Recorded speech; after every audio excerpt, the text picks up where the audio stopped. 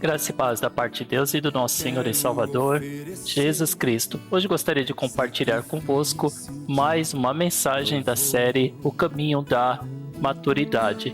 Nós estamos trabalhando os 3 pilares, que é amar, discipular e servir. Então, vamos lá?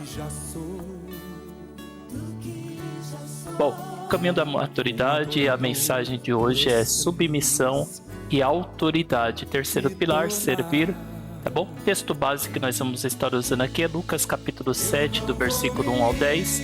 Também temos Romanos capítulo 13, do versículo 1 ao 7.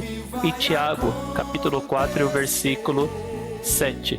Mas eu gostaria de começar, iniciar aqui, falando a respeito de 2 momentos nos quais o Senhor Jesus Cristo ele ficou admirado. Aqui em Marcos capítulo 6 e o versículo 6, nós vemos o Senhor Jesus Cristo ele se admirando lá em Nazaré da incredulidade daquelas pessoas, da incredulidade do povo, mesmo ele tendo feito diversos sinais, operado muitas maravilhas, nós percebemos que ainda assim aquele povo eles foram incrédulos, eles ainda não estavam crendo, não estavam confiando no Senhor Jesus. E aqui, segundo ponto, a segunda vez que o Senhor Jesus, é mencionado dele estar se admirando, está em Lucas capítulo 7, o versículo 9, que está dentro do nosso texto base de hoje, que diz assim: ao ouvir isso, Jesus admirou-se dele e voltando-se para a multidão que o seguia, disse: eu lhes digo que nem em Israel encontrei tamanha fé. Então nós vamos ver a respeito dessa admiração do Senhor Jesus Cristo, que está relacionada ao nosso tema submissão e autoridade. Tá bom? Então aqui logo no versículo 1 nós já aprendemos logo de início que o Senhor Jesus Cristo ele estava ali proferindo todas estas palavras aos ouvidos do povo. E aí então ele entra em Cafarnaum. Ou seja, o Senhor Jesus ele estava cumprindo a sua missão, estava pregando as boas novas de salvação. Mas a pergunta que fica é: será que todos creram? Será que alguns deles foram incrédulos? É como a palavra de Deus nos diz: aquele que tem ouvido, ouça o que o Espírito diz à igreja. No versículo 2, e um servo de certo centurião, de quem era muito estimado, estava doente quase à morte. Perceba bem, essa função que essa pessoa exercia de servo era a função, entre aspas, mais baixa que tinha.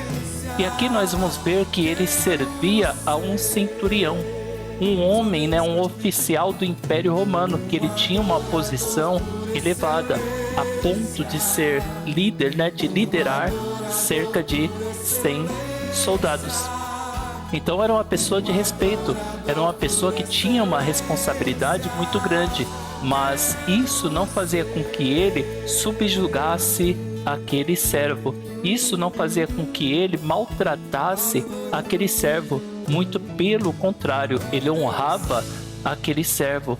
Infelizmente, nós vemos pessoas que, por estarem em uma posição elevada, eles querem subjugar, eles querem maltratar os seus subordinados. E não pode ser assim.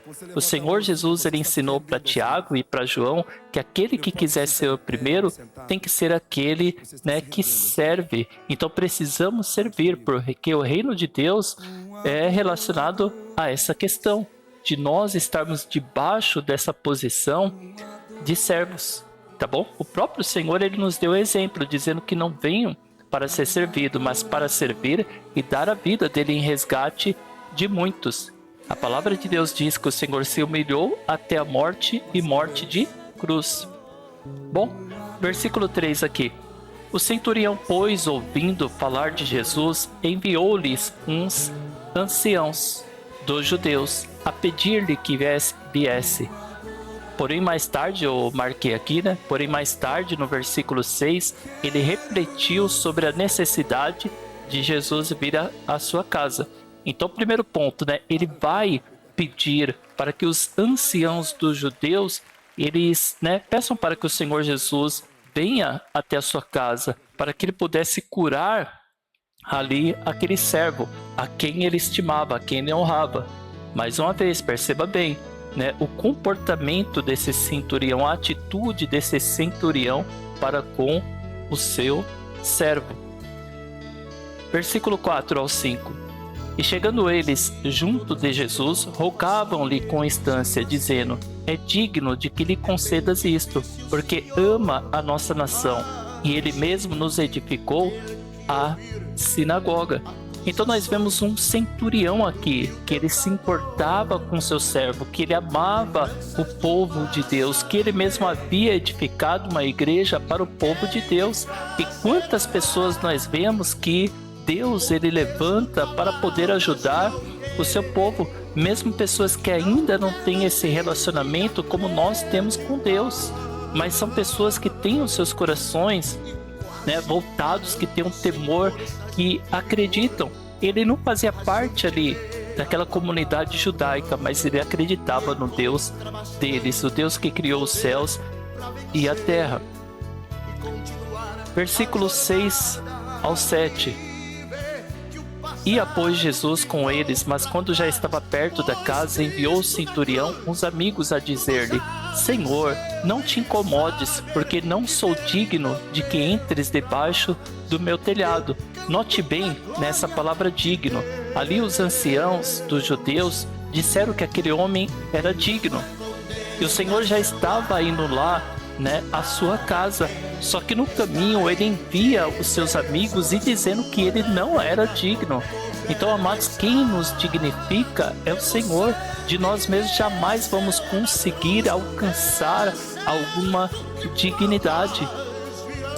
Quando nós pecamos e confessamos os nossos pecados, ele é fiel e justo para nos perdoar e nos purificar toda a injustiça. A salvação não é pelas obras, não é um mérito do homem, mas é pela graça, é um favor imerecido de Deus, é pela misericórdia.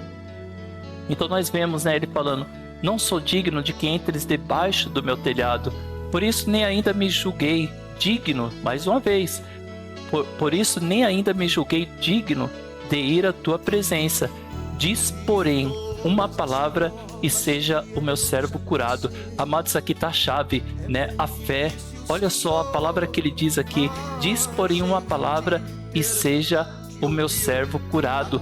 E ele vai explicar o porquê que ele disse, né, essa frase: diz, porém, uma palavra e o meu servo será curado, pois também eu sou homem sujeito à autoridade. Então essa palavra autoridade está demonstrando como que ele compreendia a palavra do Senhor Jesus. Ele acreditava, ele tinha essa convicção que a palavra do Senhor Jesus Cristo tinha autoridade.